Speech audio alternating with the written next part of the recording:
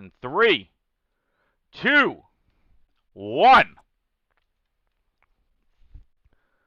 Ladies and gentlemen, welcome to this NFL Week 18 main slate preview live stream. My name is Adam Kohn. I am your host. I am an NFL DFS analyst and content provider here at Main Event DFS. Welcome to the Main Event DFS YouTube channel.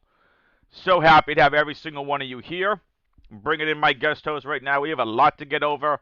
A lot of situations and scenarios to get over. I'm going to bring him in. He's been here the last several weeks. He's back again. It's Mr. Noah Rifkin. Noah, what's going on, buddy? Yes, sir. What's up, man? It's good to be back. Why? I love to do it. Yes, but why are we playing Week 18? That's what I want to know. We do it to ourselves, man. I don't have a good answer for you. This slate is garbage. It's the divisional games, man. That's the problem. It just doesn't. The slate is garbage. There are people that are not playing for anything. I'm not going to say the slate is garbage. It's Week 18. It's unpredictable. I'm going to start things off right now, and I'm going to advise everyone out there, do not play a lot of your bankroll this week. That's all. Have a nice stream, everybody. Bye. No, I'm kidding. Dude, you made reference to it. Divisional matchups. These teams know each other so well. I have very little interest in spending a lot of bankroll on this slate. Would you agree? Yeah, I would agree. It's just hard because not only is it divisional games where kind of weird things happen, right? Like bad teams beat good teams because they're in the division. They just know how to play against certain teams. They know how to stop, these guys that they see twice a year. But also because of Week 18 just being non-consequential for a lot of teams. For playoff teams, some of them are going to be resting their players for the playoffs. And then also, if they're out of contention, they might be looking to get an eye for some of the young talent on their roster. And they might be playing certain personnel packages that are different than their normal starters. So it's just it's hard to predict. This week is always hard to predict. The last week of the season. Absolutely. I mean, you have people... You have people that are going to start the game. Before we hit the record button here, right? I was watching the Cowboys-Eagles game. And, Jason Kelce, the star tight end, the star center for the Eagles, came out, played the first snap, and came off the field. Right. Because he has the third most consecutive starts in the NFL among active players.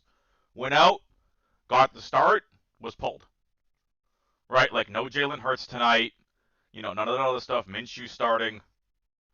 I mean, Joe Burrow tomorrow is out. I'm sure if Joe Burrow isn't playing, they have no reason to play Jamar Chase and T. Higgins too much, or Jefferson. Excuse me. Yeah, I got to advise a friend who I'm helping. He's in his Week 18 championship. I said, please go to your commissioner and tell him to get rid of the Week 18 championship next year. Yeah, seriously. You cannot play a fantasy championship in the last week of the season. It's just not fair. You're missing so many of your guys. You know how he helped to get there? Devontae Adams and Jamar Chase. Guess who most likely is not playing tomorrow in Week 18? Devontae Adams certainly is. And Jamar Chase will probably sit for most of the game. Oh, yeah. We'll get there. Tough, man. We'll get there because that's the first game on the slate.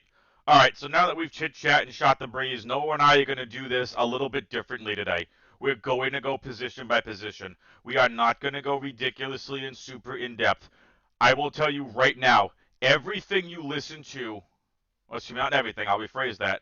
There are going to be some things you're going to listen to on this live stream that once those first wave of inactives come out at 11:30 a.m. Eastern Time tomorrow morning, are going to change all the analysis from this live stream. We are going to give you our thoughts. We're going to give you some if-thens. We're not going to go super in-depth into stats. We're not going to go super in-depth into all these plays. We're going to give you the best way to strategize to try to make sure you are ready for this crazy Week 18 slate. Noah, why do I say crazy Week 18? We're going to start with the first game on the slate. That's Green Bay at Detroit. We're going to go position by position. But let me tell you how crazy this is going to be. Green Bay has no incentive whatsoever to start anyone on their starting offense or defense. Win or lose, They have locked up the number 1 seed. They've locked up home field advantage in the NFC. They can't move. Why should they start anybody outside of contract incentives or anything else? And if that's the case, they're going to play for what? One play like Jason Kelsey did tonight and get pulled off the field? Yep, most likely. I mean, Aaron Rodgers says he wants to play, because he can say he. whatever he wants, dude. I don't care. He can say whatever the F he wants. He also is But playing for the MVP. yeah, exactly. I think he has some other incentives to be playing, but ultimately, I would be shocked if he plays more than a quarter or a half. Yep. So So yeah, for all the viewers out there, Noah and I are going to refer back to this. I pulled up a New York Times article for the NFL playoff picture for Week 18. Why did I choose a New York Times article? Because it's got cool graphs and I like graphs and pictures. I also think it's just, in all seriousness, it's a really, really good visual for all of us to try to understand what some of these teams are playing for. And there were, Noah, I don't know if I could remember in the last few years of a final week of the season that has this many playoff implications. There is literally a scenario in the NFL this year where if the Jags beat the Colts, which is highly unlikely, but if the Jags beat the Colts, the Chargers and the Raiders, which are the Sunday Night Football game, all they have to do is tie. And both the Chargers and the Raiders will get into the playoffs. can you imagine if they play for a tie? Can you imagine if the coaches and organizations are like, look, Jags beat the Colts, we're just gonna take all the kneel downs. This game is over. We'll see you in the playoffs. That is absolutely crazy. There's no way that would We happen. want to No. save anyone from injury. Let's take a week off. I mean, that is legitimately a scenario, ladies and gentlemen, that we are looking at for Week 18. I think it's within the realm of possibility, but I wouldn't call it likely. I agree, but the fact that we're putting it in the realm of possibility is stupid. Yeah, that's true. All right, so what Noah and I are going to do very quickly, we are going to very briefly go over some of the scenarios, and then we're going to go position by position, and we are going to give you all our thoughts. Again, this is not going to be super in-depth stats. This is going to be helping every single one of you prep for Week 18 surprise inactives, players that might get pulled. We want to give you as much information as possible, and we do not want to keep you here for 2.5 hours by giving you stats and in-depth stuff and, oh, this person has this here and that. No. We want to talk it out. We want you all hear our thoughts and analysis. I am, and Noah, if you want to tune in, you're more than welcome to. Tomorrow morning, on Sunday morning, noon Eastern, I am going to be going live at the Fourth and Goal live show. I am going to be previewing all the actives and inactives. It's going to be a very different Fourth and Goal live show. I have no intention of mass multi-entering this entire slate. I have no intention of doing that. I don't see a need to. Quite frankly, and as bad as this is for me to say, I do not feel a need to waste my money. Because if you are mass multi-entering tomorrow, try to be by your computer for the 11:30 inactives, for the 1 o'clock games, and for the inactives that are coming out probably around 2:30, 3 o'clock or so for the 4 o'clock games. Because there will most likely be surprise inactives. Yeah, no doubt. Am I wrong in saying that, Noah? They're going to be surprise inactives? Absolutely. Absolutely. There's going to be some guys who end up sitting in for a number of different reasons, not only just in the potential play in the playoff teams, but when the team has nothing to play for, that's when guys tend to sit as well. So it could happen on both sides. Right. So here's what we're going to do. We're going to quickly go over these scenarios. We're going to start off in the AFC, the Buffalo Bills. The Buffalo Bills here. Oh, come on, screen. Here we go. So this is how we're going to start it off. We're going to go just write down this article super fast, super quick. Here we go. Right. The Bills are at 10-6. Their best possible outcome is the number 2 seed. Their worst possible outcome is the number 7 seed. We always They'll be know. playing. Go ahead. Sorry, the Bills will be playing because of that wide range of outcomes. I think you can count on the Bills to play all of their guys and play hard. I think it can count on the Bills to play all their guys through the first half. All right? And that's my opinion. So, again, folks, before we even get into this, where's my manners? Drop a like on this video, hit that subscribe button, and hit that notification bell. That way, every single one of you all know every single time we get some content that drops here at Main Event DFS on our YouTube channel. Leave a comment down below. Tell us who you're on, who you're not on. Who are your favorite players on the slate? Who are you just outright fading? Have a conversation with us in chat. If you have questions during this live stream, drop some comments over there in the YouTube chats. Tag me over in the Main Event DFS Discord, and we will do our best to answer every single one of your questions prior to the end of this live stream. I almost called it a podcast. Live stream / podcast, whatever. All right. You can follow Noah on Twitter at nrifkin22. You can follow me on Twitter at AdamWX21. Follow Main Event DFS on Twitter at Main Event DFS, MANE. And again, I said earlier, drop a like on this video, hit the subscribe button, hit the notifications bell, and leave some comments down below. Really, really helps us out with the YouTube algorithms. Noah, we're going to get right into it. That's all the plugging I'm going to be doing. We are going to fly through this. Are you ready? I am so ready. All right, here we go. We already know we are live here. We went live at 8:30 p.m. Eastern Time on January 8th, 2022. Why is that important? Because we already had one Week 18 game go and conclude. The Chiefs defeated the Broncos. So for these AFC teams that Noah and I are going to be talking about, we're going to be discussing it with the Chiefs winning. We're going to ignore everything else in the bracket. All right, Noah, you ready? I'm ready. Let's hit it. All right, here we go. If the Bills win, and I think there's a very high likelihood they're going to win. I don't know if there's a high likelihood they're going to cover the ridiculous spread. If we look at this game real quick, let's say New York Jets at Buffalo. This game opened with Buffalo favored by 17 points. Well, Buffalo's getting 17 points. They're at 16.5. They're a 16.5 point favorite versus the Jets. Not surprising. This game is going to 40.5 over/under. Keep that in mind. 40.5 over/under. We'll get to the DFS portion of that later. If the Bills win, which they already did, Chiefs. Look, if the Bills win, we're going to go right up here. If the Chiefs already won, it now comes down to basically between the Bengals and the Browns. If the Bengals win, the Bills become the number 4 seed. If the Browns win, the Bills become the number 3 seed. Okay, so now if the Bills lose, which would be extremely shocking, and the Colts win, and then the Patriots win, the Patriots will win the division, and the Bills will become the number 7 seed.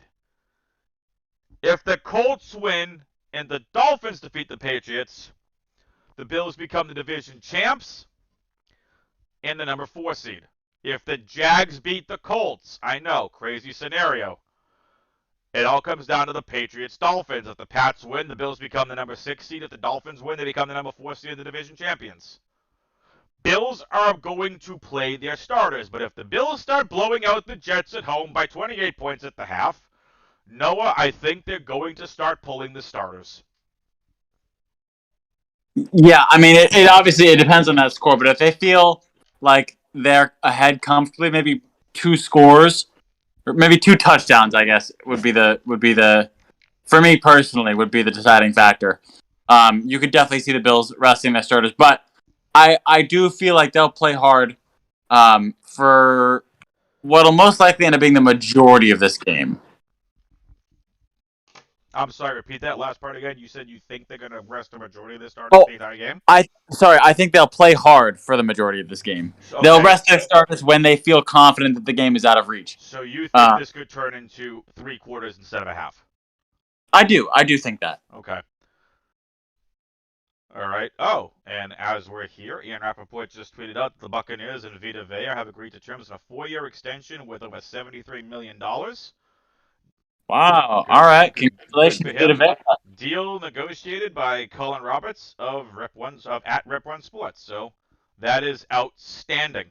Good for Vita Vea. Great defensive tackle. Yeah, man, he's such a beast. He You know what? is. He's a Washington guy too. We got to take some pride in that. Represent, baby. There you go. All right, we're moving on from the Bills. Let's move on to the Patriots, the other one of the parts of the AFC East. The Patriots' best possible outcome was number 1. That's gone. Their worst possible outcome is number 7, but they have clinched the playoff berth. If the Patriots win, there are a lot of scenarios here. We'll walk through it. The Chiefs already won. So, if the Pats win, Chiefs won, and the Titans win, it's going to come down to, again, the Bills versus the Jets. If the Jets beat the Bills, they're the number 3 seed. If the Bills win, they're the number 5 seed. If the Texans beat the Titans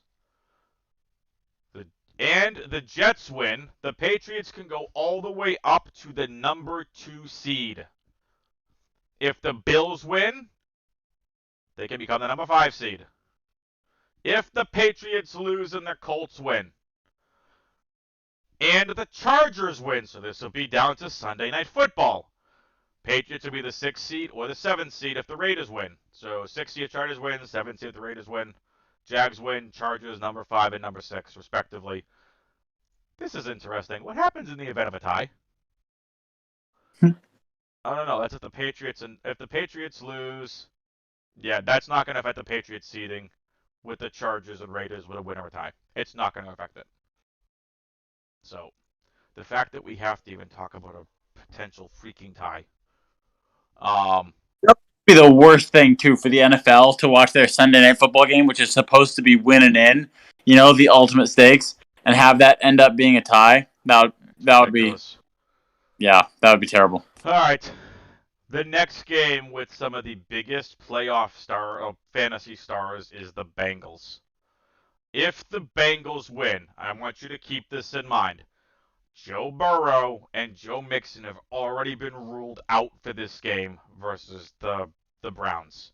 So if the Bengals win, if the Chiefs win, which we know they did already, first step it comes down between the Titans and the Texans. If the Titans win, it all falls on the AFC East games. Because what will happen is if the Jets win, it goes down to the Pats and Dolphins game. If the Patriots win, they are the number 4 seed. If the Dolphins beat the Patriots, the Bengals become the number 3 seed. They are already the divisional champions. They cannot lose the division title. If the Texans beat the Titans, and the Jets beat the Bills, and the Patriots beat the Dolphins, like I said, no, I can't remember a scenario the last several years where there's so many different freaking outcomes for these teams. There are so many outcomes. It's honestly ridiculous. So I think for the sake of time, we're just going to talk about these as we get down there. But, there is a scenario the Bengals become the number 2 seed. That's a scenario. They can't get the number 1 best possible outcome, but their worst possible outcome is 4. If the Bengals win, the Chiefs win, the Texans win, the Jets win, and the Dolphins win, they become the number 2 seed. If the Bengals win, Chiefs win, Texans win, and the Bills win, the Bengals become the number 2 seed. Oh boy. This is all very, very, very, very, very interesting. Yeah, man, there is so many different scenarios in this year. It's unbelievable. This is what I think is more likely. If the Bengals lose, they're going between the 3rd and 4th seed. Yeah, I think that's most likely. Steelers are out. Most likely. Their best possible outcome is the number 7 seed. How can they get there? The Steelers have to win, and the Jaguars have to defeat the Colts. If the Steelers win and the Colts win, the Steelers are out. If the Steelers win and the Jaguars win, the Steelers are the number 7 seed. If the Steelers lose, they're out of the playoffs. Ravens also have a chance to make the play again. This is insane. I don't want to go over every single one of these. We will be here for another hour. But, there were so many different playoff scenarios. No, we're just going to jump right into the analysis. Okay, sounds good. Otherwise, let's become talking about the I know we could go on all On day. and on and on. All right, here we go. We're going to start off at quarterback. Josh Allen's 8,800. Kyler 84. Aaron, I am not going to play. Rodgers is 8,200. Tom Brady, I'm not playing the entire game. Brady is 8,100. Joe Burrow out. Lamar Jackson is out. Let's talk about the top four, and then we'll move down. Josh Allen and Kyler Murray are the only ones that are in play for me. I'm moving on. Yeah, I agree. Josh Allen will play at least a half of this game. Yes, I think he'll play at least a half. That's our opinion. So you and I are both in agreement. We think at least a half. Kyler is going to play the entire game. Kyler's got to be QB1, I feel like, for this week then. If he's the only one of the top grouping that's guaranteed to actually play the full game. Here's the Cardinals' outcomes. Their best possible outcome is the number 2 seed. Their worst possible outcome is the number 5 seed. Here's what the Cardinals are playing for, and why I think, personally, they're playing the entire game. These starters will play the entire game. I expect them to, absolutely. If the Cardinals win, it comes down to the other game that's going to go on concurrently. There will be there will be teams on their sidelines with personnel that are giving updates to these teams throughout the game. Just whether they want to pull people or rest stars, it's going to be a crazy week, folks. If the 49ers beat the Rams, I want to laugh, but I'm not. I'll be respectful. I don't think the 49ers win. But if the Cardinals win and if the 49ers win and the Panthers win, if the Panthers can beat the Buccaneers, the Cardinals become the number 2 seed in the NFC. If the Bucs win, they become the number 3 seed. If the Cardinals win and the Rams win, the Cardinals become the number 5 seed in the wild card. Ouch. It's a big range of outcomes. If the Cardinals lose, they're the number 5 seed. The Cardinals, they don't want to lose. They want to win, and they're going to be rooting for that. They want to win, and they want the 49ers to win. No doubt. I mean, that's the difference between the home playoff game and, traveling the entire way. So the division is going to come down between the Cardinals and the Rams. If the Rams win, I'm assuming they win the division. Yeah. Where are they? They're right here. Okay. Yes. If the Rams win, they're the division champ. Period. If the Rams win, the division champ and the number 2 seed. If the Rams lose to the Niners, there are a lot of different scenarios here that can happen. So they can go all the way from the 2 to the 5 seeds. So, again, a lot of these teams are playing for seeding. So a strategy for this slate, Noah, I think personally, is we focus on some of the higher total games, but also the games where we're going to see and know these starters are going to play the entire game. Absolutely. That's the most important. Rather than, usually we're searching for deals or low prices, things like that, like guys, you like more than others. But the priority this week is just, are they going to play the whole game? Pretty much. That's the bottom. So, with that being said, Noah. All right, with that being said, I think Josh Allen's firmly in play against the Jets. Kyler's in play because I think he's going to play. I think he's going to play the entire game. There's a chance if the 49ers are kicking the Rams' butt that Kyler gets pulled. Yeah. But Ty's watching. I'm sorry, Noah. Shout out Ty Star. What's up, buddy? Miss you too. Get back in the chats. Sorry, I had to give a shout out. Saw it on the YouTube. Hey, no worries. Go ahead. So Allen, I think we plays. Go ahead to your Kyler point. Yeah, well, I just think honestly, regardless of the score of the other game, I think I would bet on Kyler playing the whole game or the majority of the game, and I wouldn't take any stock into that worry that he might not be available, no matter what happens in the other games. Yeah, I mean, like Kyler's the safest of this elite tier to play the entire game. Yes, I would agree with that. So, yeah. That being said, we move on. We're going to go to this next tier, and probably my favorite quarterback on the entire freaking slate. Let's see if we agree on this. Let's talk about it. It's Taysom Hill, $7,700. It's Taysom Hill. That is the man. Taysom Hill at 7,700. The Saints have a ton to play for this week. They win with a little help. They're in the playoffs.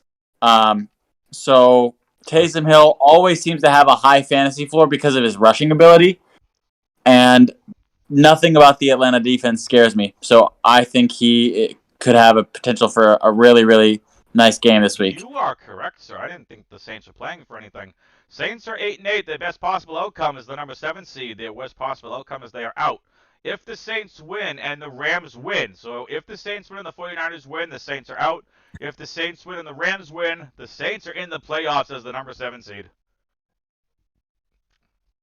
Crazy. If the Saints lose, they're out. So, yeah, I love Taysom Hill on this slate. Yep, absolutely. Give me some Taysom Hill all day long. Absolutely. All right, so with that being said, Russell Wilson, Matthew Stafford, Ryan Tannehill, Carson Wentz, Kirk Cousins as the next 5. I think Wilson is the safest. I am stalling for time because I'm actually going to try to find projections here. And again, we're talking FanDuel today on the live stream. Again, we've given DraftKings a lot of love this season, so we're giving the Counter-Strike, as I see on Steam, someone signing in to play Counter-Strike. We're giving FanDuel a little bit of love here. I'm going to go over quarterback owned percentages. I want to know how owned this is going to be come this main slate. So for these quarterbacks. So let's take a look here real quick. Taysom Hill is not high enough owned. The projected ownerships that I am looking at, that will remain anonymous, projected ownership right now is 7.5%. That's not enough. It's not enough. That's ridiculous. It's not enough for the best quarterback playing the entire slate. Why is he the best quarterback playing the entire slate? Taysom Hill's going to play the entire freaking game. Yep. I think he's safe to play the entire game. Because I think Atlanta keeps it close enough to keep it competitive, where Taysom will have to play the entire game. Yeah, definitely. I don't think, Taysom's going to go out, Saints going to go out there, drop 35 points, in the first half or 3 quarters, and Taysom gets pulled. First of all, if that's the case, Taysom most likely is already paid off. So, just like Josh Allen, if they're up big against the Jets, Josh Allen most likely is already paid off. Kyler, again, safer. I think that he's playing the entire game unless the 49ers are blowing out the Rams. Again, Noah, have I mentioned to tell the folks already that, I don't know, folks listening, hello, do not play a lot of your bankroll on this slate. Have I mentioned that already? I just want to make sure once or twice. But you know what? I just want to make sure I get that across. Absolutely. Yeah. Stress it as much as you feel the need to. Yeah. I just want to make sure I get that across. So, yeah, let's do this, folks. All right, here we go. Wilson, Stafford, Tannehill, Wentz, and Cousins. Russell Wilson, for the same reason as Kirk Cousins, is why I want to play Russell Wilson as well on this slate. Yeah, absolutely. I'm in agreement. I like Russ a lot. I think he's still playing for a lot personally. Oh, of course he is. He's playing for a contract. Oh, I'm sorry. He's playing for a new team. Well, I think he's showcasing. I mean, that's the one I'm looking for. Thank you. Not to say that there's a lot to prove for a guy like Russell Wilson, who's obviously a 10-year veteran. But there's a lot to prove. With some success in the NFL. But I'm sorry. There's a lot to prove. There's a lot to prove for him. I'm sorry. There's a lot to prove for Russell Wilson. I'm sorry. There just is. Why do I say that, though? I think there's a lot to prove for Russell Wilson. You as a Seahawks fan should know this. He's been bad this season in terms of overall. I think that's more the Pete Carroll offense than it has been Russell Wilson. But I'm sorry, in my opinion, Wilson's playing to prove something. Am I This is wrong? what I'll say about it. I have watched every snap that I have watched every snap that he's taken uh, of his entire career, but of course this year as well. Um, and he has not played well throughout certain stretches of the season. When he came back from his finger injury, he's since admitted now, finally, that he maybe Came rushed back too himself a little bit early. back. He came back too early. He did not play like himself. And that definitely held him back for probably a good month after he came back. And he had several bad games in a row. There's no doubt about That that. is true, However, and the if you stats look at in his the season video will back stats that in up. a vacuum, Mm-hmm. if you look at his season stats, he's still got 22 touchdowns and 5 picks and a passer rating right up near 100, He's close to gonna look 100. good in a Denver or Steelers uniform. Sorry. I think he'll look good wherever he goes, and that is independent of his performance in this game. And if he chooses to stay in Seattle, which God I hope he does, then I expect him to be back on track next year. If I think the injury really slowed him down physically and also mentally. I think he was a little rusty when he came back. Agreed. He wasn't processing defenses as fast. So in terms of what he has to prove, I think his track record of success, his resume over 10 years speaks for itself. So even though he may not have been at his best this season, I don't think it's like a massive game for him to like prove to people what he's capable of. However, Russell Wilson plays with more pride than really any player in the league in terms of how much the game means to him and his own personal expectations. So Personally, I think he wants to stay in Seattle, and you're correct. Personally, I think he wants to stay in Seattle. If he stays in Seattle, I think Pete Carroll is gone. And Wilson's going to have his hand in picking the next head coach. And I think that offense is going to morph from a rushing offense to a passing offense. Because Wilson can throw the ball. He can cook. But they don't let him cook. They don't let him throw. And it's really freaking annoying. Well, that's been the trope throughout the last couple of years. But this year, I mean, the whole offense looked broken at times. They couldn't stay on the field. We had the most 3-and-outs of anybody in the league. So it's kind of hard to even know, should we be calling more runs or passes, because we'd find ourselves in the Seahawks would find themselves in third and long situations and have him try to bail the team out, and that wasn't working nearly as well this year. So there's a lot that they need to fix. But honestly, I think the Seahawks offense is functioning better when they're running the ball well. So I wouldn't necessarily agree with that, but I do think he wants to stay in Seattle. He wants to win ultimately, and that will be his deciding factor, is he wants to win. But ideally, he would want to win in Seattle. Yeah. I personally think it's between Seattle and the Steelers. To be honest. I've heard the Saints as well. Ooh, that's an interesting spot. I can just see him in a Steelers uniform. I mean, we can talk about this in the off season, but is the Denver job even desirable? Is that As a quarterback? Is that bad of me to say? I think they've got decent receivers. They've got some good young receivers.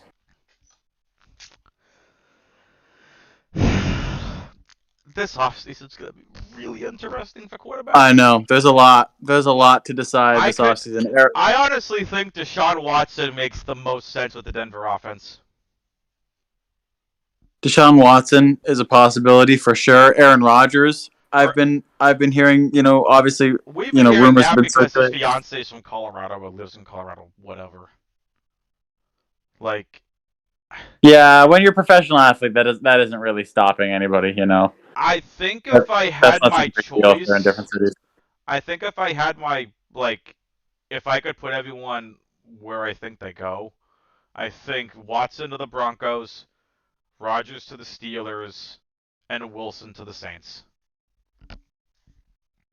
I think ultimately I would bet that Russell Wilson stays in Seattle, but if he's going to go somewhere, then I think it's most likely he'd go to the Saints. Of course you would, Seahawks fan. No, I really believe that. I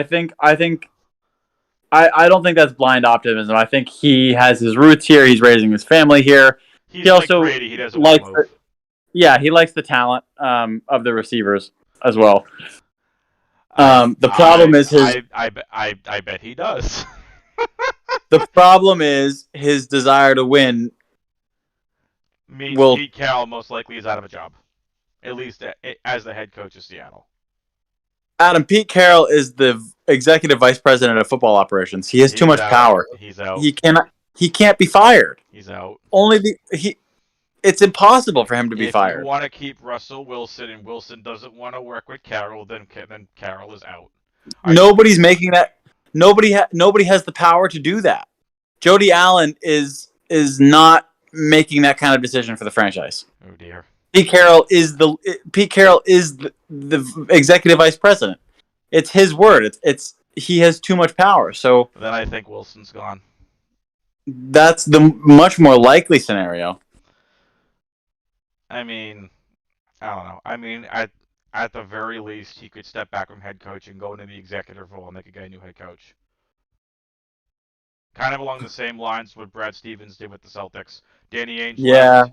yeah, but I don't Stevens see moved that. from coach to executive, and they hired another coach. I mean, Yeah, but his passion is coaching. oh, I agree with you, but again, this is a whole stuff in the off season. But I think is the relationship frayed between him and Wilson. If Wilson wants to throw the ball and Pete says no, we're running it. How much more of Wilson of that is he going to take? He's going to look at that and go, I've only got like several prime years left. I want to win, and I don't think this is the way we're going to win. But anyway, with that all being said, for DFS purposes, play Russell Wilson on this slate. Would you agree? That we agree on. All right. Stafford, Tannehill, and Wentz are all firmly in play. I like Tannehill, especially of the three of them. I agree because he's facing Houston, Stafford next, and then Wentz. Here's my problem with Wentz, and someone asked this in the main event DFS Discord NFL channel today. Minshew or Wentz? Who's going to, I'm paraphrasing, but is Minshew going to score more fantasy points than Carson Wentz? Here's the thing with Carson Wentz on this slate. It's Noah. I don't know if you know about this guy, but I hear he's a real young. I hear he's a real up and comer. He's a young guy. He's a real up and comer in the league. Hasn't really made any like major waves yet, but it's this little guy named Jonathan Taylor. I don't know if you've heard of him. He's pretty good. Pretty good. Pretty good. Only going to come in second in the MVP voting, but he's pretty good. He's all right. He's decent. He's decent. Anyway, so in all seriousness, the Carson Wentz problem playing Carson Wentz on this slate is Jonathan Taylor. Jonathan Taylor, who we'll get to as you play him running back on this slate, is facing the Jacksonville Jaguars. Jacksonville Jaguars just gave up 4 rushing touchdowns to the Patriots last week. 2 to Damian Harris, 2 to Randry Stephenson. You playing Jonathan Taylor on this slate? You're playing lots of Jonathan Taylor on this slate. The thing is do you want to play Wentz and Pittman with your Taylor lineups? If you're playing Carson Wentz, I would not leave Jonathan Taylor out of your stacks.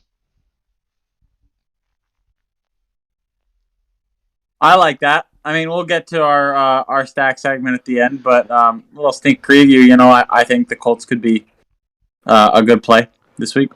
Agreed. And again, the Colts don't want to lose. Like, here's what the Colts are playing for. We'll go back to the wonderful New York Times article here. Again, go look at the pretty little graphs.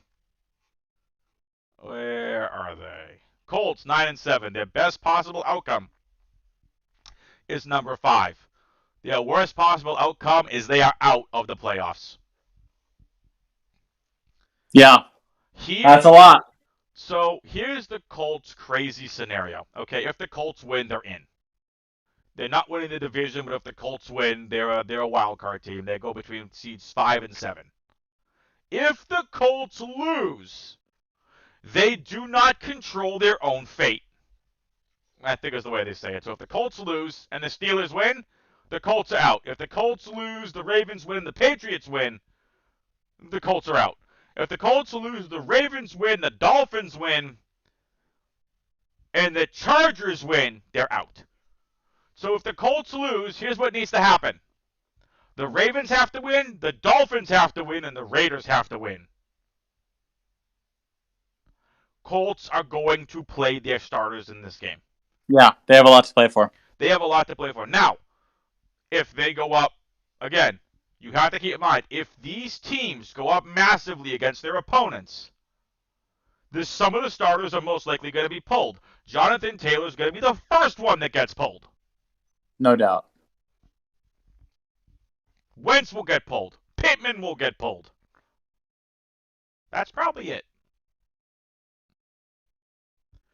But they're the three guys we're focusing on. So I think Wentz is in play. Kirk Cousins, probably out of my player pool this week at home versus Chicago. Honestly, I guess I'm a little bit more bullish on Kirk Cousins than you are. I don't like him as much as I like some of the other players on this list, but I do think that, especially coming back from a game where he was... okay, I'm speaking for him in this instance, but he was out because of COVID and the fact that he's not vaccinated last week, and that was a really big game for the Vikings. If they had any chance of making the playoffs, they needed to win that game, and it was a primetime game as well. And so if I were Kirk Cousins, I'd be feeling a little embarrassed about that. And even though now there's nothing to play for, I would want to come back and make sure I show everyone I can really sling it still. So I think Kirk Cousins personally will come out with a lot to play for this week. Yep. Like you said, the Vikings are out. The Vikings are out of playoff contention no matter what. Correct. Yes. Only one team out of the NFC North this year. That's crazy. But then again, the NFC West was loaded. Yeah. Excuse me. All right, here we go. Freaking NFC West, man. All right. With that being said, are there any other quarterbacks you want to play? Because right now, the biggest thing we want to play, like Tyler Huntley, Mac Jones, both are in play for me. Heineke's in play. I even think if you are really playing a lot of lineups in the slate, I even think Tim Boyle's in play. Actually, Tim Boyle's not playing. Jared Goff is most likely going to start in this game. I've got one for you. I think Zach Wilson might is within play as well for the price point that he's at. Yeah, I think the last couple of weeks he started to play a little bit better football. I think the game is just starting to slow down a little bit for him, and he'll certainly play the whole game. Yep. So I think the situation we need to finish talking about Trey Lance or Jimmy Garoppolo. The good thing is they're both $7,000 on FanDuel, so you can pivot to the one you want to go with. I expect Garoppolo to be playing. Yeah. Whatever. Trey Lance season didn't go the way I thought it would. Whatever. He's got plenty of time. Don't you worry. He better. I traded a lot for him in my Dynasty League. I forget, but it was a lot. But now I've got Kyler, Tua, and Trey. Well, Kyler, Tua, and Lance, so I'm happy. Yeah, absolutely. I think Lance will be good. I just think that Garoppolo has outplayed Lance every week this year, and clearly must have been in practice. Yeah, no doubt. And even Trey Lance was talked about as needing time to develop as an NFL quarterback anyway. Yeah, he was definitely given that leash coming into the draft. People knew that he needed just a little bit of time. But fantasy-wise, I know, he could be great. His rushing upside is just, it's phenomenal. This is a guy that is better than Lamar Jackson because he can throw the ball. So you could call Lamar Jackson light, or he could end up being better than Lamar Jackson because he's got an overall game along with incredible legs. Tyler Huntley is someone else that I want to bring up. I think is firmly in play on this slate at 7,000. Would you agree? I would agree. I actually really like Tyler Huntley as a sleeper. I like Tyler Huntley as a outside chance of top 10 quarterback, maybe even top 5 fantasy quarterback here on FanDuel on this slate. I would absolutely agree. Woohoo! And And as I put back on the Monday Night Football game here on my other monitor, the Cowboys are leading the Eagles 17-10. And Minshew almost just got crossbodied from a defender. All right, so with that being said, Noah, any other quarterbacks here you want to talk about? I think we've hit the ones that are within play this week. Excellent. Let's start it out. Let's go to the running backs. There's nothing to be said about the running backs that doesn't start with this man. The one, the only, the second in MVP voting this year, in my opinion, Jonathan Taylor touchdowns. 20 total touchdowns on the season. He's 10,200. The man is a freaking beast. You are playing Jonathan Taylor. You are playing lots of Jonathan Taylor. Move on. Would you agree? I would agree, although he's actually not my favorite play this week from the running backs. I prefer Alvin Kamara because I think, once again, the Saints have more to play for. Yeah, he's going to be more involved. He's going to most likely play the entire game. Taylor could be pulled at halftime. But again, if Taylor gets pulled at halftime, Taylor could have 2 to 3 touchdowns. So again, that's fine. Like, I'm going to have Alvin Kamara as well. He's our next we're talking about. Love Alvin Kamara on this slate. Love him on this slate. Firmly in play. Let's get to Dalvin Cook and Najee Harris. I want no part of Dalvin Cook this week. What say you? I think there are better options than Dalvin Cook. I was really disappointed in the game that he had last week. And I think that he's still, maybe he's banged up a little bit. You know, he's a guy who tends to wear his injuries later in the year. And they might shut him down or not play him for the full game because they have nothing to play for. So I definitely could see some other guys being better options. Gotcha. All right. Well, look, Tyree Jackson caught another catch. Yay. Or caught another ball. Yay. Sorry, folks. I played a lot of Richard Rodgers tonight. So nothing like live tilts here, Noah. So, all right, Najee Harris, Volume King.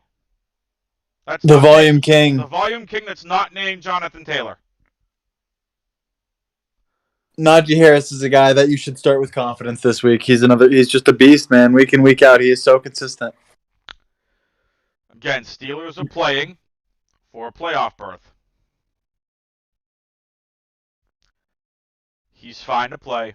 He's not my favorite, but I agree. I think he's safe. I was actually going to fade him, and then I realized, right, the Steelers aren't technically out of it yet. The Steelers have to win, and the Jaguars have to win.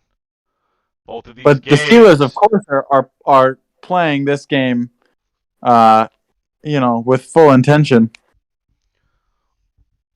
Right, but again, both of these games are at 1 o'clock. Steelers, Ravens, Colts, Jaguars. True. If the Colts are blowing out the Jags, which is likely, it's highly likely, the Steelers and the Ravens have nothing to play for because both of them will be out, which means all the starters get pulled. Every single one of them. Because if I'm looking at these teams, it's time to start thinking about next season. Let's not risk any injuries. You know what I mean? And Richard Rodgers I understand your logic. Sorry. I'm not sure that they're going to be scoreboard watching though, or basing their decision off of scoreboard watching. I would be. Why would I want to risk my superstar Najee Harris? Why would I want to risk Deontay Johnson? Why would I want to risk Chase Claypool? Why would I want to risk I wouldn't Big mind Ben risking in his Chase last Claypool. game? Why would I want to risk Tyler Huntley, even though he's I wouldn't mind risking Chase Claypool. You're gonna need Chase Claypool if you're gonna trade for Devontae Adams if you get Rodgers. Yeah. So, I mean, it is what it is, but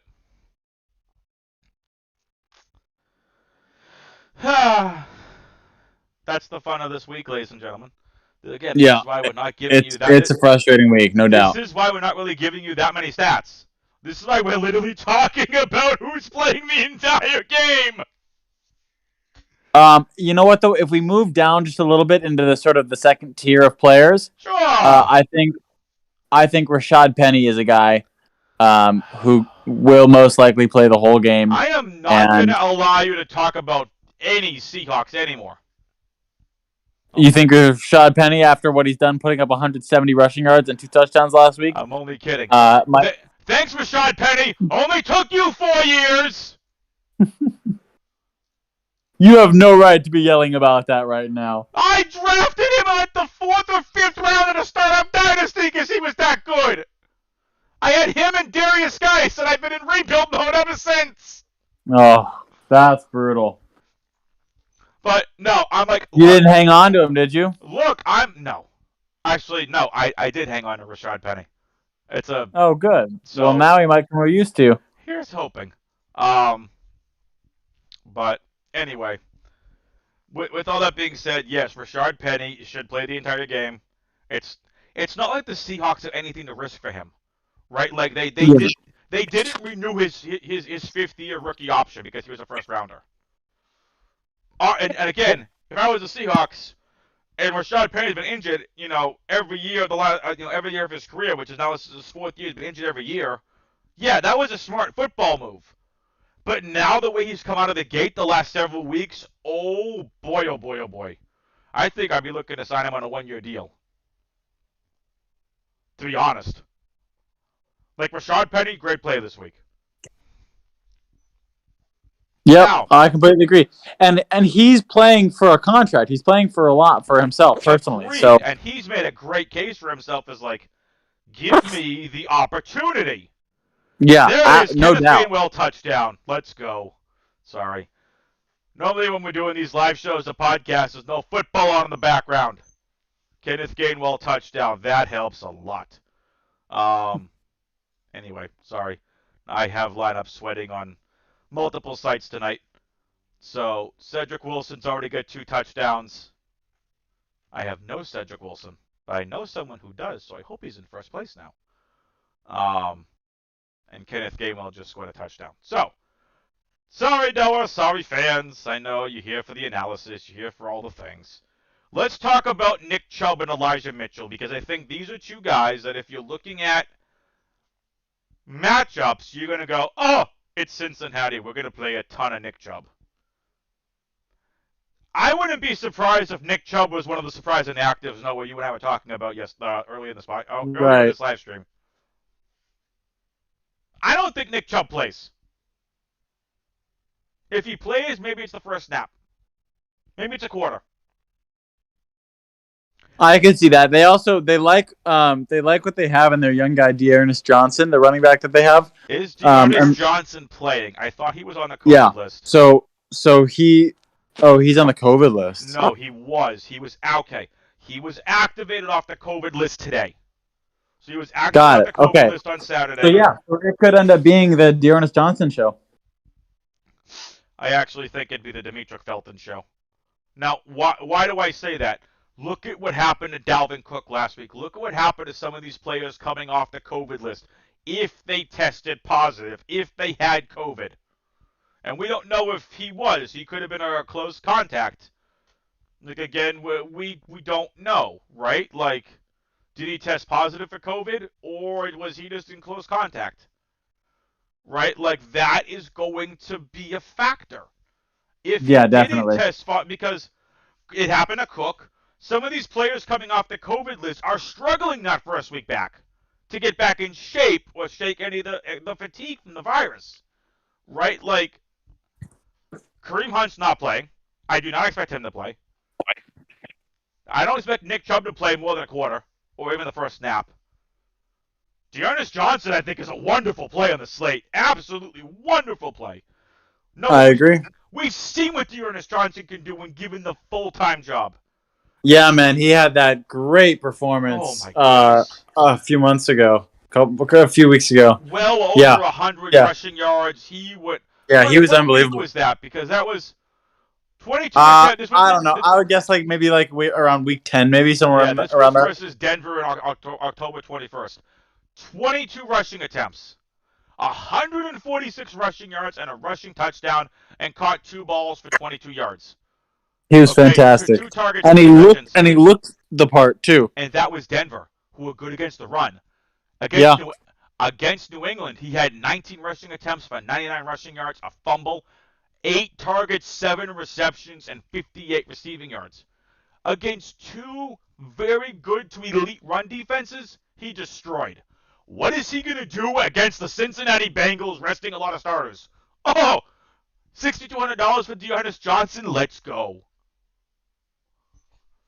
Let's go. I absolutely agree. Now, I could not agree more. Now, on the other side of this, I said we start with Nick Chubb, but Elijah Mitchell, they like this kid. Trey Sermon's in the doghouse. I listen to a lot of the fantasy footballers, and they even said it the 49ers like this kid, but he's going up against the Rams. Not a matchup I want to pick on at all. When the Rams are playing for the number 2 seed, this is not a matchup I want to exploit on this slate. I completely agree. It's a tough spot for him. Yeah. So, speaking of the Rams, Sony freaking Michel against the Niners is someone I have interested on the slate. Any interest in Sony Michel? Yeah, I think he could be a nice play this week.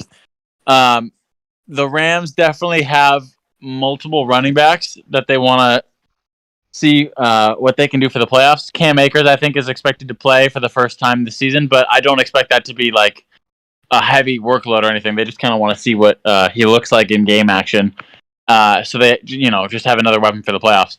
But I think Sony Michel will continue to get the bulk of the carries against the 49ers in this matchup. Yeah. So you're in agreement? We play lots of Sony Michel? I wouldn't say lots, but Sony Michel's playable. Yeah, I'm with you. All right. Well, since Sony Michel is playable, that makes the guy right underneath him, David Montgomery, 7,600. Very, very, very, wait for it, very playable. Chicago isn't playing for anything, and neither is Minnesota. So just because he's very, very, very, very playable in a phenomenal matchup, what are we doing with David Montgomery? Their superstar running back, they don't exactly want getting injured. Yeah, I feel like there's better plays this week, to be honest. I think there are guys who are more likely to play than him, and there are guys that I trust more than him. So personally, I would stay away from David Montgomery this week. All right, so that's gonna make things interesting. No interest in Madison. Why is Madison's? Oh, if they pull Cook, 7,500. I still have no interest. Here's the deal: Damian Harris is questionable with a hamstring injury. I am not playing Damian Harris. Agreed? Agreed. Are you playing Quads of Steel, AJ Dillon? Yeah, AJ Dillon could be a nice play because again, the Packers being locked into their seed might want to rest Aaron Jones. I think they rest AJ Dillon too, to be honest. They could end up resting both. But I think Dillon plays more than Jones, but I think he plays like a quarter or two. Again, they know that Jones and Dillon are a big part of their playoffs. Yes, they feed off each other as well. Yep. All right, so Noah, we have once again already passed the hour mark. This is what happens when we have friends that talk about football, and this is week 18, so there was a lot of freaking stuff going on. So we're going to continue to fly by this stuff. Is A.J. Dillon in play for you?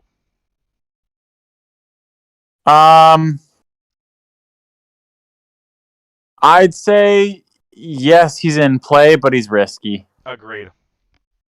He's not someone I'm prioritizing, but if he fits in a lineup, great.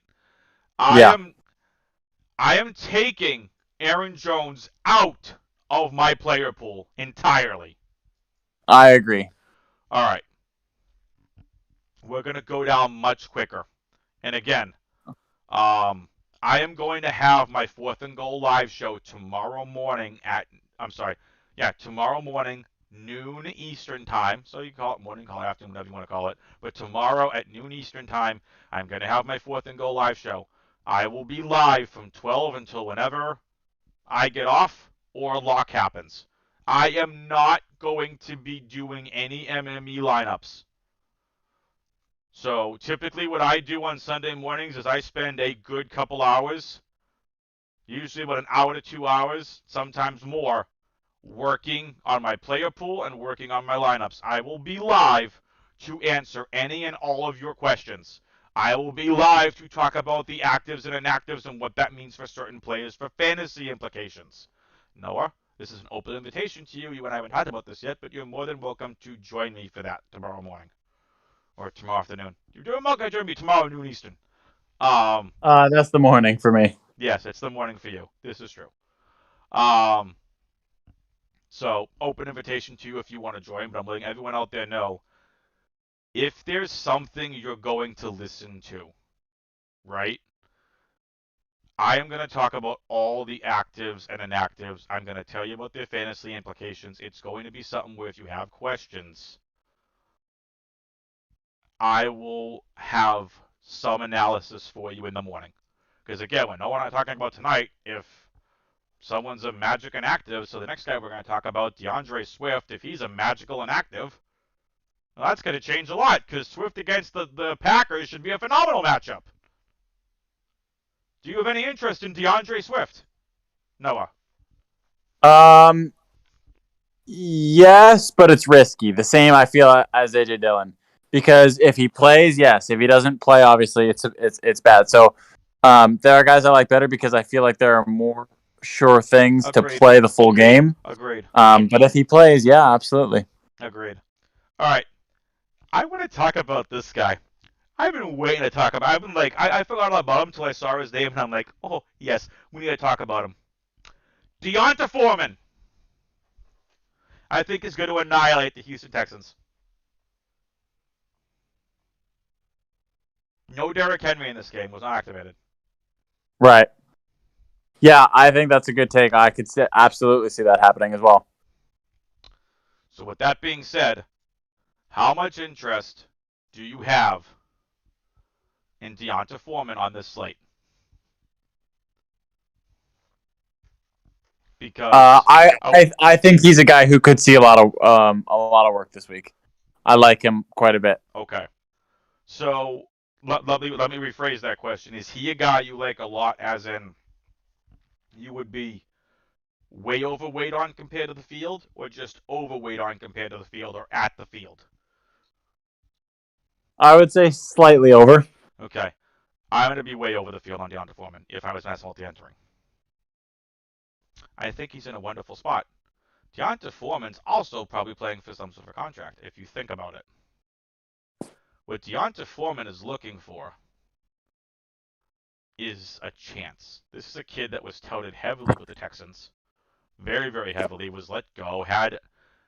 Was it an Achilles injury? I think he had that like really set him back for the last couple of years, or like you've been trying to find a starting job.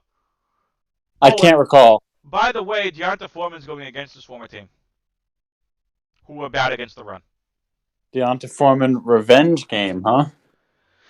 Yep, I'm putting some stock in it. May not be true, but I'm putting a little stock into it. But I digress. James Conner's questionable with a heel injury. Kareem Hunt questionable with an ankle injury. I don't think James Conner plays. I think it's going to be an Eno Benjamin kind of game. I would agree. Because if I'm the Arizona Cardinals, why am I going to risk James Conner coming back super early? You know what I mean? Yeah, Why would I ever risk that? It's too risky. Well, yeah, I mean they're already guaranteed to be in the playoffs, and they're going to prioritize their guys being healthy. You got it. All right. Excuse me. Alrighty, here we go. Antonio Gibson, I think, is going to be a surprise inactive. Really? What? What makes you say that? He's had a calf injury or a shin injury. He's just coming off the ankle. He's coming off the hip injury. Why would they ever want to push this guy? Washington and the Giants aren't playing for anything. That's true. They are playing for squat nothing. So, just keep that in mind. I think Jared Patterson's really interesting. I guess you're right. I can see that happening as well. Yep. So if Antonio Gibson is a surprise inactive, which I think he will be. I mean, Gibson's probably going to play a quarter or two and get pulled. So I think that makes him and Patterson both not playable. But there's a guy, wearing a blue jersey. He's in between Gibson and Patterson here in salary. Might be the overall best running back play on the slate relative to salary when it comes to an affordable salary. That's Devin Singletary at home versus the Jets. Yeah, I saw that. He was such a low price. And again, we talked about the Bills being a team that is likely to play their starters for a good amount of this game. And so definitely you could count on him getting a high workload in this game. Yep. Oh, I love football. I could say we're talking about for several more hours. But our listeners don't have that kind of time. Let's talk about Randry Stephenson and the Samaje Elephant P. Ryan in the room.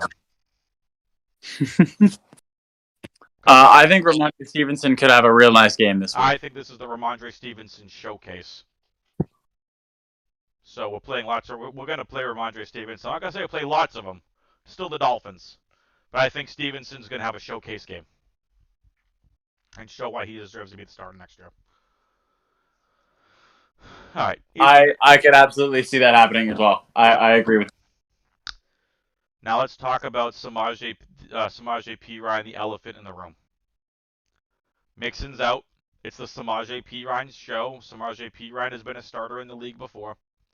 He's facing the Cleveland Browns. On paper, that's a bad matchup, in my opinion. On paper, it is. But the volume, the opportunity, Cleveland going to probably be sitting some of the defensive starters. I would still rather play Dearness Johnson over P. Ryan, but P. Ryan is firmly in play this week. I agree. I think Samaje P. Ryan could be a real nice play. Yep. Because he's got, again, it keeps coming back to the same reason, which is just he has a high likelihood to play the majority of the game. And it's kind of crazy that that's really what we're looking at here, folks. Who plays the whole game? Sad. All right. Are there any other running backs that you want to talk about? Dare is an interesting candidate just due to volume. So he's in play at $5,600. I think Devonta Freeman's in play at $5,600. Sexy Rexy is not in play for me against arguably the best run defense in the entire freaking league.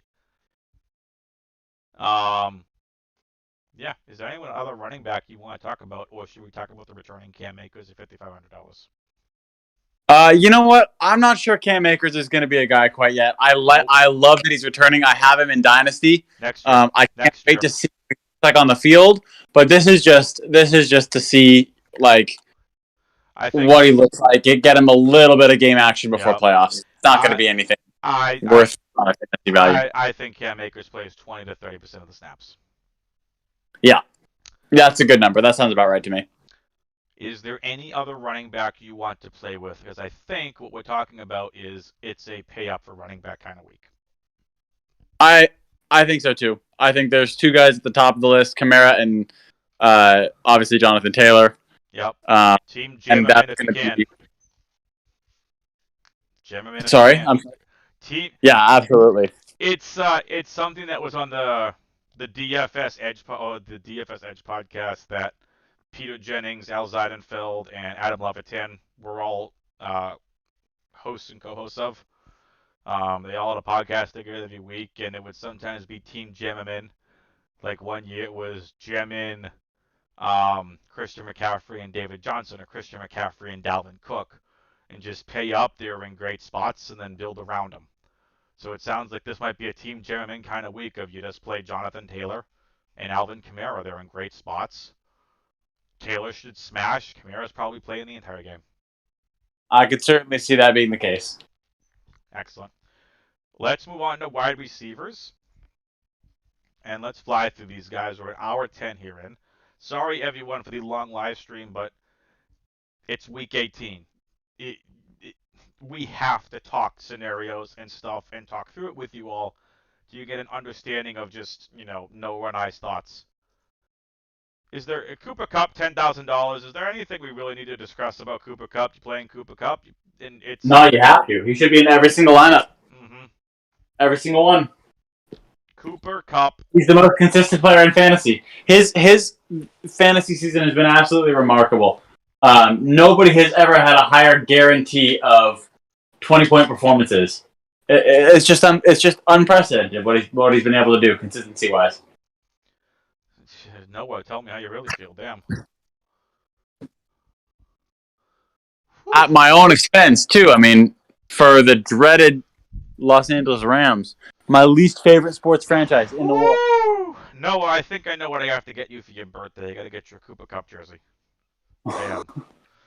He better not, man. All I did was mention his name, and you went off on this tangent of how great he is.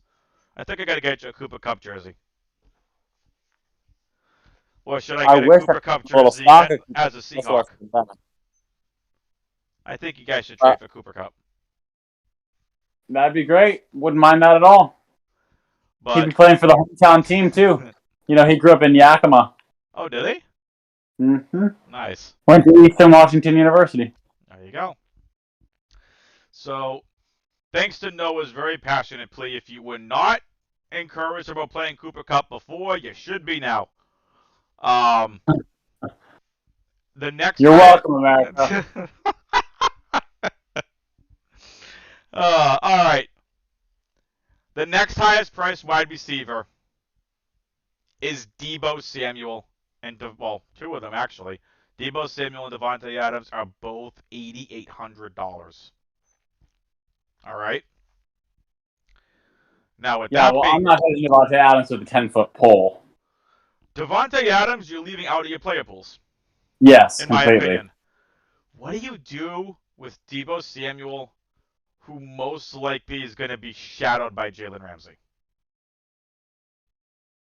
To be honest, I would actually. No, I don't even think Jalen Ramsey would shadow Debo because Debo is used as such. He's used all over the field. I don't think it would matter. Exactly. That's what I was just going to say. Is the 49ers are so good at manufacturing touches for him. I still think that he has a really good chance to be successful. Nice. Oh, Dalton Schultz, second touchdown. Sorry. Yeah. That's exciting. All right. So, yes, I think Debo's in play. You? Yes. Okay. Because he's not like your. This isn't like if let's say, Davante Adams was on the 49ers, right? If he's that outside threat versus Jalen Ramsey, okay, then there's a decision we talked about. But Debo's used as a running back and end arounds, short routes. He's used in such creative packages. I don't think we're worried about Jalen Ramsey for him. So I think it takes Brandon Ayuk firmly out of play, though. Would you agree? I would agree with that. Yeah.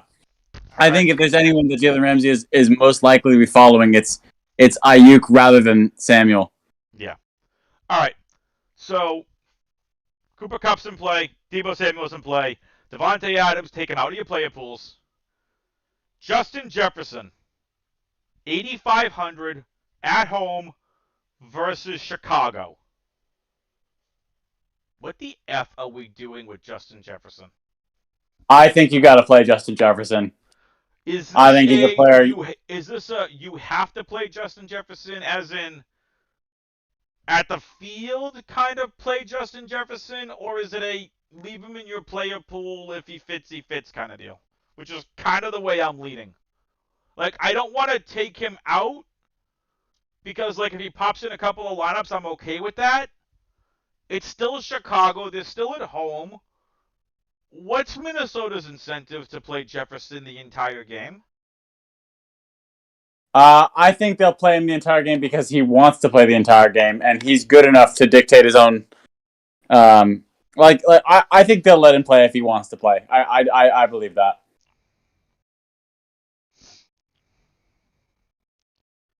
I would expect Jefferson to play the whole game. All right. So, I mean, I do too. I just don't know if he's really going to end up playing the entire game. You know who I think is also going to be a surprise inactive, who really shouldn't be a surprise inactive, is our next Who's wide that? receiver here on the list, and that's Ja'Marr Chase.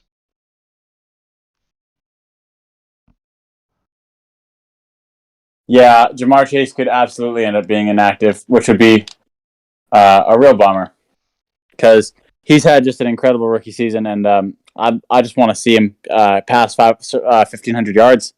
How much does he need for 1,500 yards? Let's see. Um, he could get there. I mean, if there's an incentive bonus in there for him, he's at 14.29 now. I don't think you play him more than 10%. Because I don't think you can rely on him to play the entire game. I agree. I think he plays a quarter. I mean, would you be surprised if he played more than a quarter? Yeah, I probably would be surprised. So, it stinks. Because I don't think Denzel Ward is playing in this game. And Ja'Marr Chase should have a field day against the Cleveland secondary. I completely agree, but the thing is, without Joe Burrow, it just doesn't make sense to play him. Yeah. Just doesn't make sense.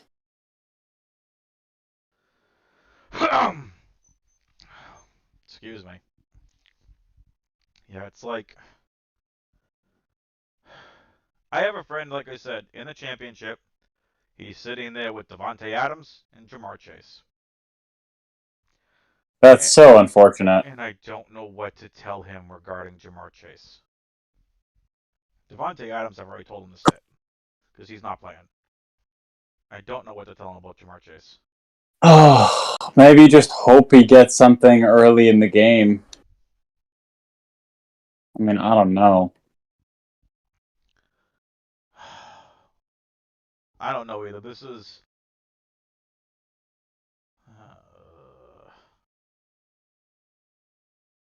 I mean, like. I don't know. Hopefully he's just ruled inactive and we can just move on. Yes, that would be ideal. That would be ideal. Yeah. So, all right. Cooper Kupp 1 for me. Jefferson 2, Debo 3. I just respect the Rams defense too much. So I'm going to go Kupp 1, Jefferson 2, Debo 3 in terms of the top wide receivers. Would you agree? I would agree. That's the same order that I'd have for myself. All right. Let's talk about Mike. All I do is put up 1,000 receiving yard seasons, Evans. That's all this guy has done every season he's been in the NFL. It's freaking remarkable. He's at 946 receiving yards this season. Think of it this way. Do you think he's gonna? So even though he doesn't have any need to play this week, you think he's gonna play, and you think Brady would look for him just to be able to get they're getting him to 1,000 every year of his career? I think they're getting him the 1,000 this year. Absolutely, the 1,000 this week. Absolutely. I would agree with that as well. So I think Evans is safe. Tampa still needs to win this game, right? Like, and the Carolina defense are no pushover. So the Bucks have already locked up the division. It's just they're playing for seeding. Their best possible outcome is number 2. Their worst possible outcome is number 3. If the Bucks win and the 49ers win, the Bucks are the number 2 seed. If the Rams win, the Bucks are the number 3 seed. If the Bucks lose, they can only get seeds 3 or 4. So they're playing for the number 2 seed. Yeah, no doubt. In my opinion. They're gonna be playing hard. I agree. I think that Evans is gonna be getting to the 1,000. At least. I think he plays at least a quarter or 2. And the Bucks also aren't stupid. Evans is their only wide receiver going into the playoffs. Get him 1,000 and Who else are they gonna throw the ball to at this point? It's get yeah. him the 1,000 and pull him. Yeah. That's my opinion. So I think what we're saying here, I think he's safe for a couple catches for over 60 yards, maybe a touchdown. Not a high ceiling, but I think he's interesting to leave in your play pools. He's not someone I'm prioritizing, but he's not someone I'm pulling. So I think that's a fair take because he could still have a big play. You know, Agreed. He could still have an explosive play down the field. And all it takes with him is one play, one touchdown, right? To get his value. You got it. All right, we're going to continue to fly through some of these other wide receivers here. And again, I'm sorry, everyone, that this is such a long live stream. There's really nothing we can do. It is, again, we're going through it as fast as we can. But there's so much to talk about with these players. There's just so much. All right. So where are we? Stephon Diggs, Deontay Johnson, Amon-Ra St. Brown, A.J. Brown, DK Metcalf. All 5 are in play. I have 2. I agree with you, but I have 2 favorites of that grouping as well.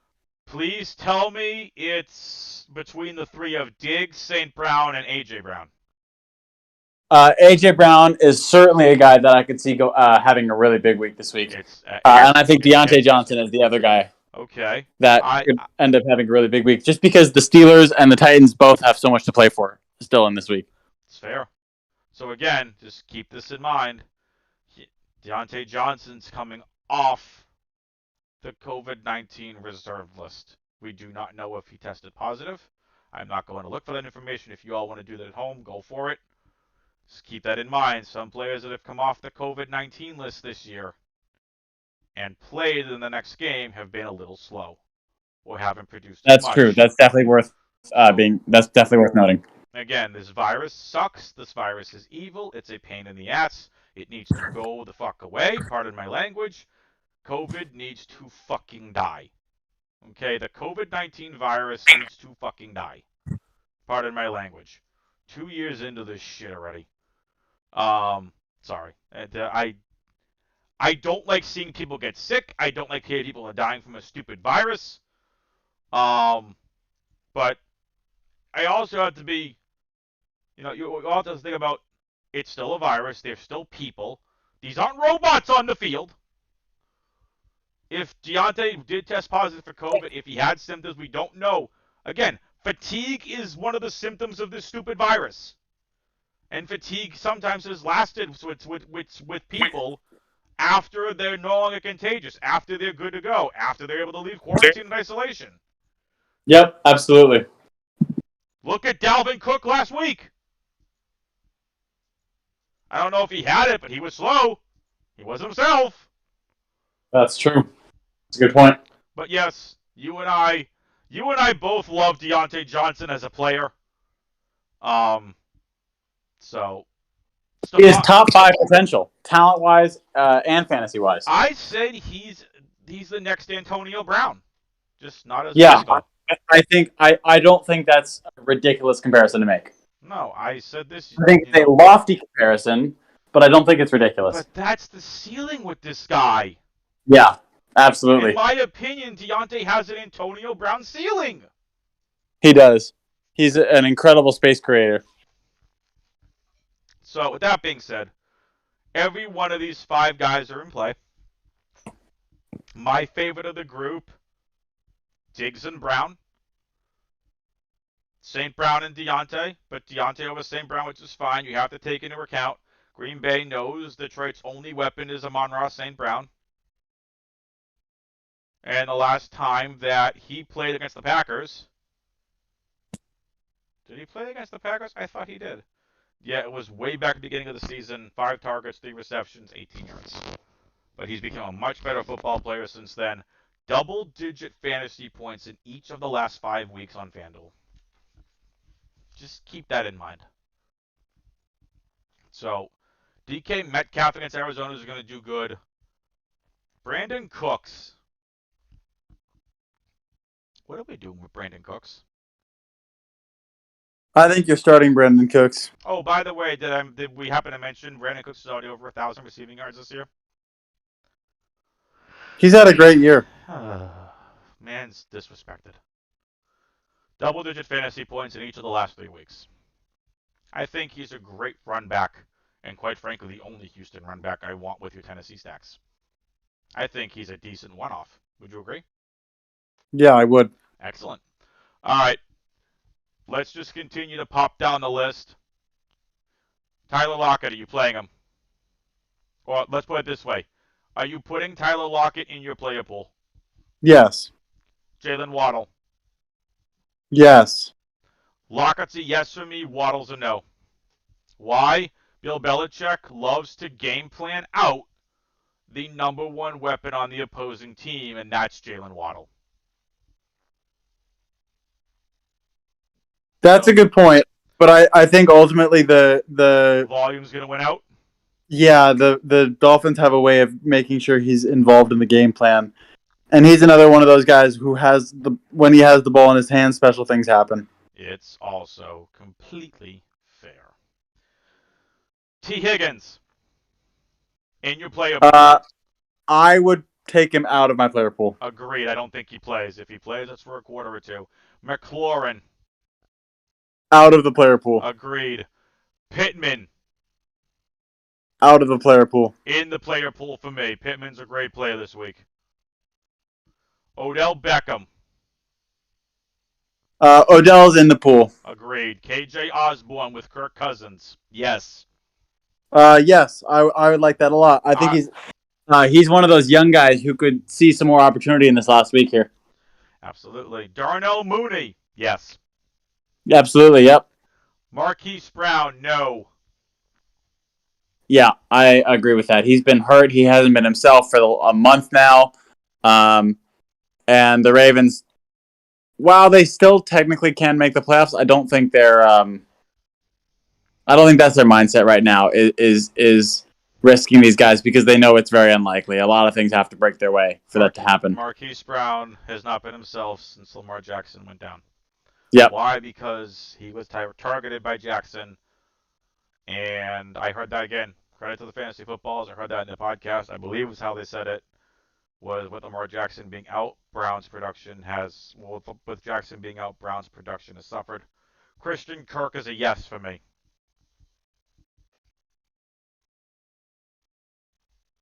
I like Christian Kirk in this game as well. You do or don't? I do. Okay. DJ Moore is a yes for me. Yeah, I mean, he's in the player pool, but I don't feel very strongly about him. I do. I think DJ Moore at 6,100 could have a very nice week. Especially if Tampa starts pulling their starters. Not that I'm really scared about the Tampa Bay secondary anyway, but still. All right, last one we're going to go through in this little rapid fire session. Let's rapid fire round. Tyler Boyd is a yes for me. Let me give my thoughts on that before you give yours. I think Tyler Boyd plays the entire game. I agree with that, actually. I think he's going to be heavily involved in the game because, I mean, they're going to need to play somebody if they're sitting both of their young receivers. Yep. All right. We look through everything. So, are there any wide receivers that are standing out to you as plays that you want to play? I mean, we talked about them already, but I think AJ Brown is a big play this week. Yep. I think again, like I said, Deontay Johnson. I think Justin Jefferson is going to have something to prove this week. He's another guy. I think with Jefferson, who he takes things a little bit personally, and he's pissed that his team didn't make the playoffs, and so he wants to leave the season on a good note. He's playing with a vengeance, so I think he can come out and have a real nice game. What are you doing for value this week? For value at Everyone receiver, under Tyler Boyd down. Who do you like for value? I could see Van Jefferson having a nice week if the Rams start to lean on their he's in their starting offense, but he's not one of their top two receivers, so he can get more looks. I could see Kendrick Bourne being a guy that has a lot of value this week. Bourne's interesting. Those are going to be my picks there. I'm not gonna overextend myself, because honestly, it's still kind of a tough week. But those are certainly two guys I like down below. So Van Jefferson and Kendrick Bourne. All right. I think Cyril Grayson, someone interesting. I think Julio Jones is interesting. AJ Green, Russell Gage. Actually, no one. Gage is a volume play. If you think he gets the volume, Bourne is interesting. I'd much rather take a shot on Christian Wilkerson for the Patriots, who had the 2 touchdowns last week. I think the Patriots are going to give this guy another go. They're going to see what happens with him. Tyler Johnson's interesting for the Bucs. Cole Beasley's interesting this week. Safe floor, but give me my boy Gabe Davis. You can get me a Gabe Davis shirt for my birthday, Mr. Noah. I'll keep that in mind. I will take a Gabriel Davis shirt, Gabriel Davis jersey. Christian Wilkerson for the Patriots. $5,300. Oh, never mind. My bad. Christian Wilkerson is not playing. Christian Wilkerson wasn't activated from the Patriots practice squad ahead of Sunday's game against the Dolphins. Boo. Boo. Oh, Aguilar's been cleared to play. That's why. So, all right. Whatever. Rude. I did pick up Christian Wilkerson in Dynasty, by the way. I like that. I think he could be a guy that has a bigger opportunity next season, certainly. Laquan Treadwell, I think, over Marvin Jones to me, $5,300. Like I said, Gabe Davis, $5,200. Why is Gabe Davis still $5,200? That is an incredible deal. That is a ton of value right there. I like that play as well. I'm gonna put this name out there: Nick Westbrook-Akine at $5,100. I think is really interesting. Khalif Raymond at $5,000 is interesting. I'm just trying to give the folks here some value. DeAndre Carter, I think, is interesting at $4,900. Kaderil Hodge is interesting at $4,900. Little Jordan Humphrey at $4,900. And Amicria St. Brown, who most likely will play a lot of the game at $4,900, albeit it'll be with, St. Brown's going to be playing with Jordan Love, but still. Rashad Perryman at $4,900. No on Tavon Austin, but has some upside. Nelson Aguilar, $4,800 against Miami. We haven't really seen the upside with Aguilar. But I think Aguilar's got he could do something against Miami. I would put him in the player pool. I wouldn't feel too confident starting a guy that. I'm not confident either.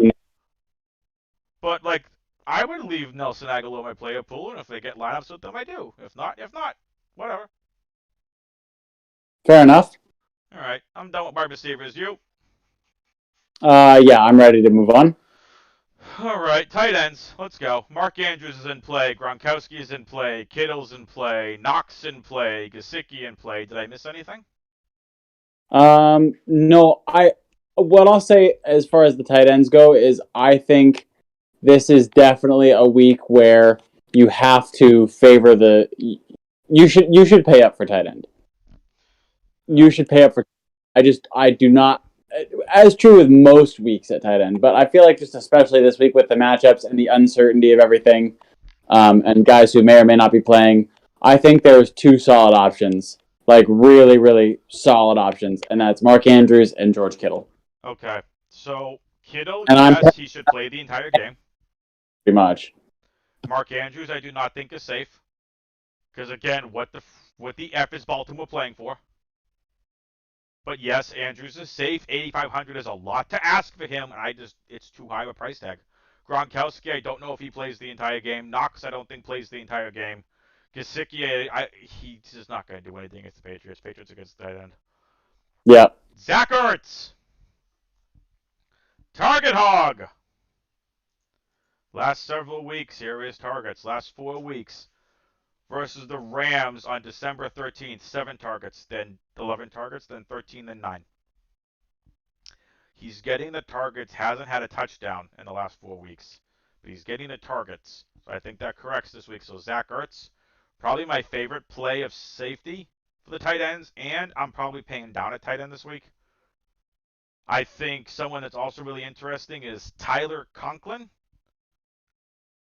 And the Muth is Luth.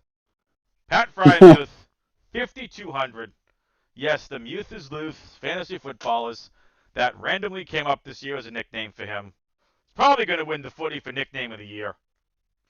For Pat Frymuth versus the Baltimore we can't stop anybody secondary, I think Frymuth is probably one of the best tight end plays matchup-wise on the slate. And Frymuth, most likely, being a rookie, he's most likely playing the entire game. I like that call. I agree with that, actually. All right, I'm going to give you one that I think is really interesting. There's a good chance people are going to turn the live stream off when I say this name, but I'm going to say it. It's Austin Hooper versus Cincinnati. What makes you say that? Cincinnati is the worst in the league versus the tight end position. Wow. I did not realize. It's going to be Case Keenum as well. Keep that in mind, rather than Baker Mayfield. Correct. But I think Austin Hooper could get his way to a touchdown or two. And a couple catches. Cleveland is trying to play spoiler. Cincinnati's probably not going to have any starters. I think Austin Hooper is not a great play. He's a good play this week. Okay, sounds good. I'm on board with that. All right. I don't like anyone else below that. Do you? No. All right. Defenses. I pick a defense and go with it. This is such a freaking weak. Yeah, I mean, that's the thing. That's the divisional matchups. I think New England. Yeah. When in doubt, bet on Bill Belichick. I think the Washington football team. Yeah, I think Washington will have a nice day. I mean, that. Obviously, you're paying a premium for Washington, but yes, I agree. Yeah, the Colts. The Colts are another defense. I think that's going to have a lot of success this week. The Titans, the Pats, the Bills. I mean, the Packers. These are the obvious plays, and FanDuel is making you pay for them. Yeah, but you have to play one of the obvious plays because divisional games are weird, and you don't want to get too far down and I don't know, bet on something that's not reliable, you know? Yeah. Let's see here. I think Chicago at Minnesota. I don't like typically playing road defenses, but I think Chicago at Minnesota is interesting. I think Minnesota at home versus Chicago is interesting against Andy Dalton. I think Pittsburgh's interesting. I really don't want to pay for anyone else below Pittsburgh. Yeah, I agree with you. I think that's where it stops for me as well. Yeah, I don't want to play the Panthers, the Falcons, the Texans, the Lions, the Jets, and the Jags. They're all cheap for none of that. So, I mean, none of that. You could, if you really wanted to punt and you needed the money, play the Lions defense because you're gonna most likely play most of the game against Jordan Love. Right. So I wouldn't mind taking shots in the Lions defense if you really need the salary. Like if you're trying to get a Jonathan Taylor plus an Alvin Kamara or a Jonathan Taylor plus a Cooper Kupp, or you're trying to any combination of the elite options and you need just a punt defense. Again, at some point in that game, Jordan Love's going to come in to start. All the starters are going to get pulled. Lions, could sit there and go, let's win. I mean, from what this article here is saying is, where is it? Where are the what Packers? There they are. The lot. So this is where it said the Packers have clinched the number one seed and home field advantage. The Packers have clinched the number one seed and home field advantage throughout the playoffs. Their game against the Lions is essentially meaningless for them. And in parentheses, it says the Lions are still in contention to get the number one pick in the draft. However, so yeah, that's what it says. The Lions are still in contention to get the number one pick in the draft. However, if they lose and the Jaguars win, the Lions will own the NFL's worst record. Dan Campbell don't want the worst record. No, definitely. He has. I mean, say which one about the Lions, but Dan Campbell has those guys playing hard.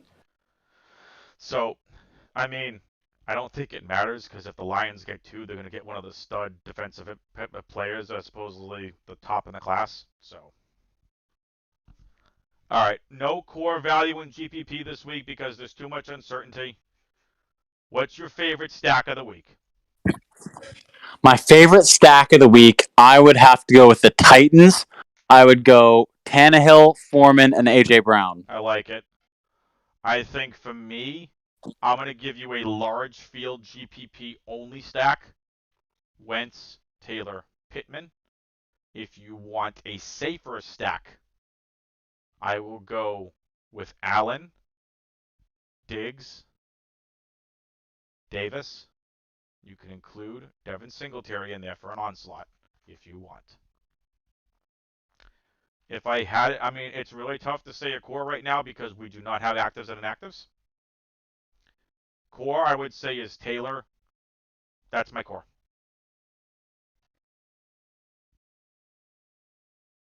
I would say core play, Alvin Kamara for me. Yeah. I mean, it's like Taylor, Kupp, and Kamara are core plays. Yeah. Try to get them in. Yep. But Taylor is my priority. And Kamara will be your priority? Yes. Yep. Value, go back and listen to the live stream once it goes on VOD. Or you can scroll back and listen to some of the value plays we talked about. Value is going to open up once actives and inactives are out for the 1 o'clock games tomorrow. Yep. Definitely will have a much clearer image. GPP this week is, again, you have to go back and listen to the whole thing. But we talk about the players that we think are going to play 4 games. So GPP this week, either play players that you think are in such smash spots they're going to pay off, or try to get the safety and volume of who is playing an entire game. If you're in between a guy, for example, that's going to play like half the game, like the Bills, they're most likely paying off value. Or if another one, for example, like a Chase or a Higgins, I don't think they play. Maybe they play a quarter or two. GPP this week, I think the key is upside plus playing an entire game. Would you agree, Noah, with that? Yep. Absolutely. All right.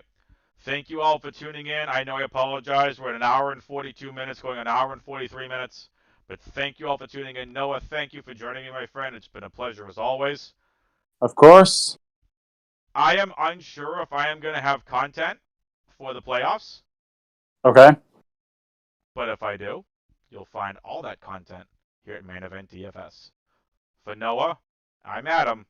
Good luck on this slate. And if I don't talk to you again with any content for the playoffs, great season, everybody. And if I helped you at all, please drop me a DM in Discord. Again, the link to the Main Event DFS Discord is below. Hit the See More button. And if I helped you out at all, I'm going to be trying to gather some testimonials as I try and grow my name and my brand. So if I helped you out at all this season, helped you win big, helped you win it all, I would love some testimonials if possible. But I think I am going to have some playoff content, so I will see you all next week. Good luck on this slate. Again, for Noah, I'm Adam. Good luck on this slate. Latest, peoples. See ya.